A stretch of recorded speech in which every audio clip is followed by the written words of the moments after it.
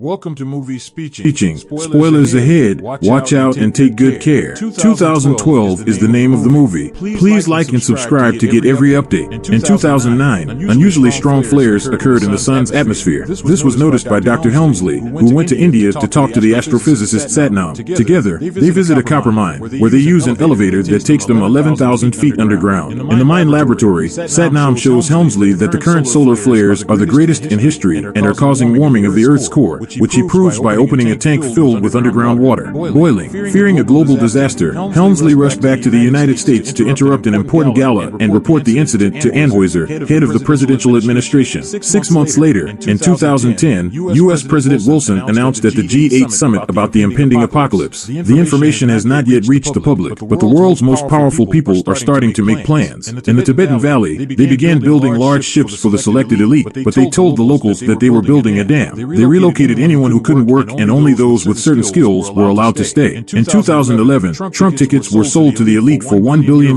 each. At the Louvre, Wilson's daughter Laura meets with the museum director to replace the Mona Lisa with a fake and protect it from fanatics. In 2012, the public still did not know the truth, but television news began talking about the Mayan calendar and the number of people who believed the end of the world was approaching, to the point of committing suicide in groups. Cracks appeared on California streets, but no one took them seriously, blaming it on a small earthquake. At the port, passengers panicked when the ship sank a little into the water. Later that evening, Laura was called by the director of the Louvre Museum, who informed her that they had been lied to about why the work was transferred and that he would appear at a press conference to tell the truth with everyone. Before he could say anything more, his car suddenly exploded and killed him. At the White House, Helmsley and Anheuser informed Wilson that their calculations were wrong and that the end of the world was coming faster than expected. They are interrupted by Laura, who wants to know why the organization she works for is a fake organization. Wilson has no choice but to tell him the truth. Meanwhile, Jackson took his children on a family trip to Yellowstone. They were surprised to see a group of helicopters passing by, and the lake area had been fenced off, but they ignored the warning signs and just climbed over. When they arrived at the lake, they were shocked to discover that the lake was dry and there were dead animals around, while a strange man named Charlie secretly follows them from the forest. The army arrives and takes the family back to their base. Helmsley tells Jackson that they are geologists investigating what happened to the lake and that the area is unstable, so Jackson should take the children with him. After the family left, Helmsley called Satnam, who informed him that he had to blockade the mine and that he had received similar data from other countries. The Earth's crust has begun to destabilize, so evacuations must begin.